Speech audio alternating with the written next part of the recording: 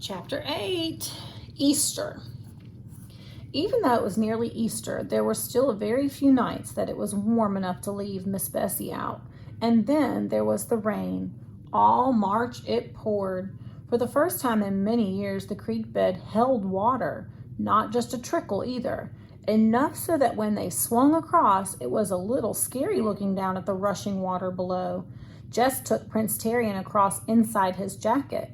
But the puppy was growing so fast he might pop the zipper any time and fall into the water and drown.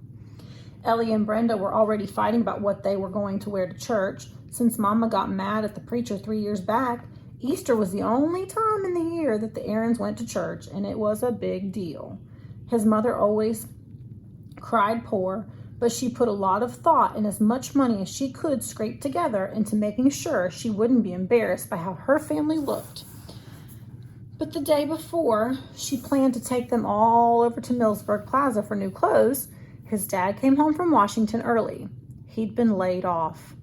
No new clothes this year. A wail went up from Ellie and Brenda like two sirens going to a fire. "You can't make me go to church," Brenda said. "I ain't got nothing to wear and you know it." "Just 'cause you're too fat," Maybelle muttered. "Did you hear what she said, Mama? I'm going to kill that kid." "Brenda, will you shut your mouth?" his mother said sharply. Then more wearily, "We got a lot more than Easter clothes to worry about." His dad got up noisily and poured himself a cup of black coffee from the pot on the back of the stove. "Why can't we charge some things?" Ellie said in her wheedling voice. Brenda burst in. "Do you know what some people do? They charge something and wear it, and then take it back and say it didn't fit or something. The stores don't give them no trouble." Her father turned in a kind of roar. "I never heard such a fool thing in my life. Didn't you hear your mother tell you, shut your mouth, girl?" Brenda stopped talking, but she popped her gum as loudly as she could just to prove she wasn't going to be put down. Jess was glad to escape to the shed in the complacent company of Miss Bessie. There was a knock. "Jess?" "Leslie, come on in." She looked first and then sat on the floor near his stool. "What's new?"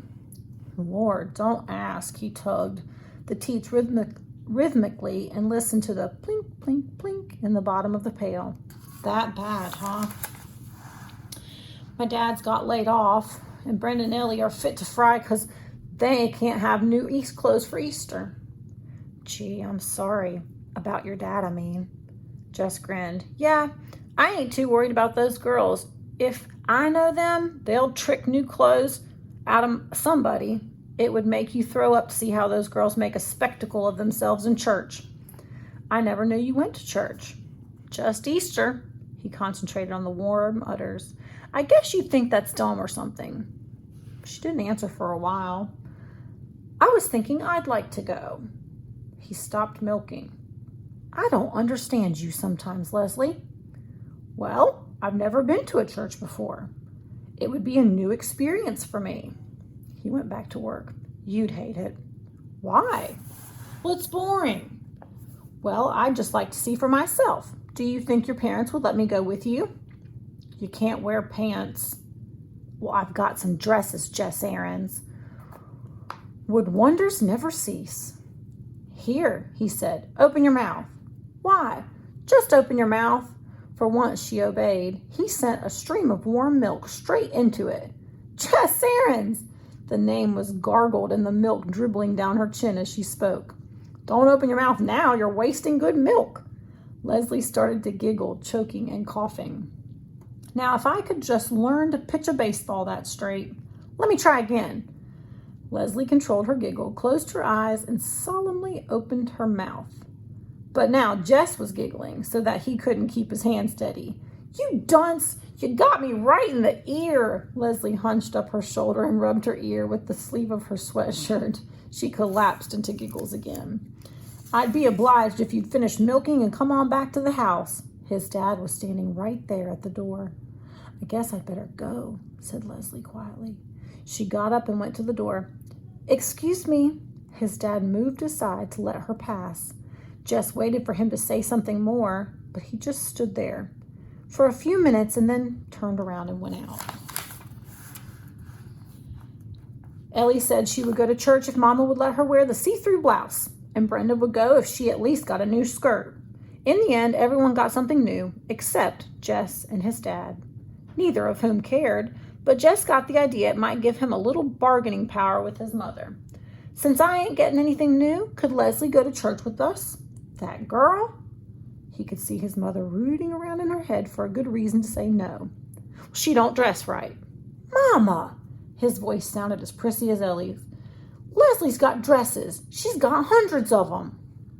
His mother's thin face drooped. She bit the outside of her bottom lip in a way Joyce Ann sometimes did and spoke so softly Jess could hardly hear her. I don't want no one poking up their nose at my family. Jess wanted to put his arm around her the way he put it around Maybelle when she was in need of comfort. She don't poke her nose up at you, Mama, honest. His mother sighed. Well, if she'll look decent. Leslie looked decent. Her hair was kind of slicked down, and she wore a navy blue jumper over a blouse with tiny old-fashioned looking flowers. At the bottom of her red knee socks were a pair of shiny brown leather shoes that Jess had never seen before, as Leslie always wore sneakers like the rest of the kids at Lark Creek. Even her manner was decent. Her usual sparkle was toned way down, and she said, "Yes'm," and "no'm" to his mother, just as though she were aware of Miss Aaron's dread of disrespect. Jess knew how hard Leslie must be trying, for Leslie didn't say "ma'am" naturally. In comparison to Leslie, Brenda and Ellie looked like a pair of peacocks with fake tail feathers.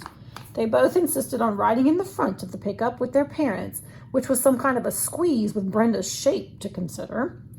Jess and Leslie and the little girls climbed happily into the back and sat down on the old sacks his dad had put against the cab. The sun wasn't exactly shining, but it was the first day in so long that the rain wasn't actually coming down that they sang, "Oh Lord, what a morning," "Ah, lovely meadows," and "Sing, sing a song" that Miss Edmonds had taught them, and even "Jingle Bells" for Joyce Ann. The wind carried their voices away from them, and it made the music seem mysterious, which filled Jess with a feeling of power over the hills rolling out from behind the truck. The ride was too much too short, especially for Joyce Ann, who began to cry because the arrival interrupted the first verse of "Santa Claus is Coming to Town," which, after Jingle Bells, was her favorite song. Jess tickled her to get her giggling again, so that when the four of them clambered down over the tailgate, they were flush-faced and happy once more.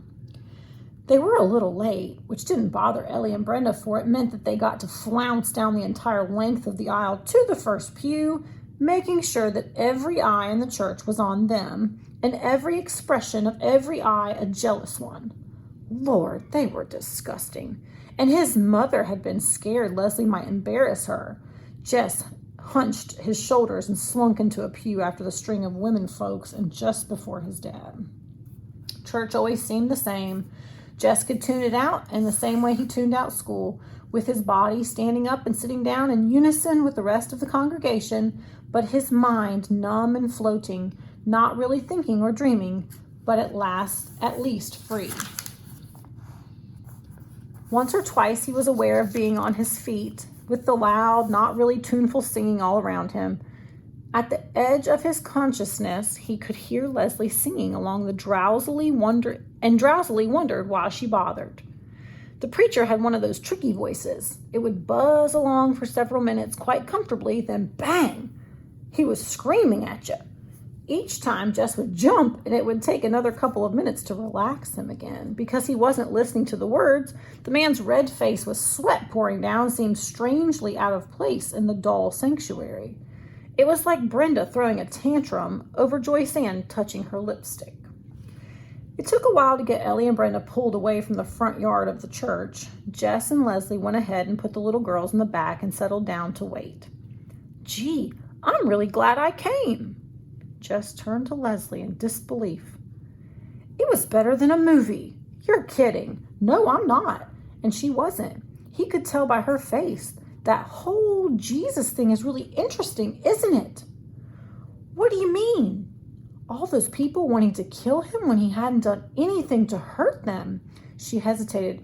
It's really kind of a beautiful story, like Abraham Lincoln or Socrates or Aslan. It ain't beautiful, Maybelle broke in. It's scary. Nailing holes right through somebody's hand.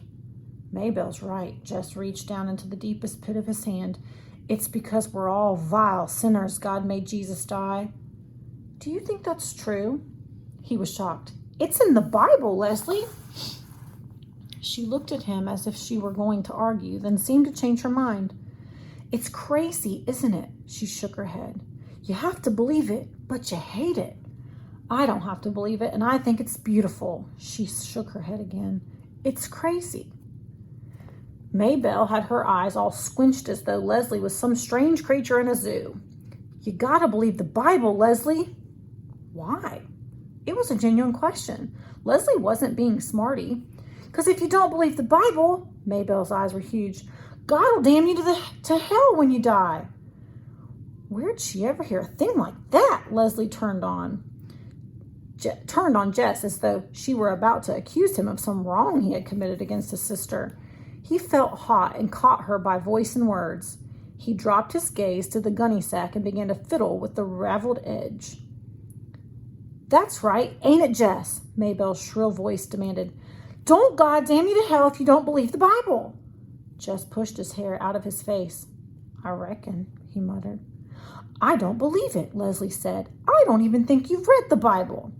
I read most of it, Jess said, still fingering the sack. It's about the only book we got around our place. He looked up at Leslie and half grinned. She smiled. Okay, she said, but I still don't think God goes around damning people to hell. They smiled at each other, trying to ignore Maybelle's anxious little voice. But Leslie, she insisted, what if you die? What's going to happen to you if you die?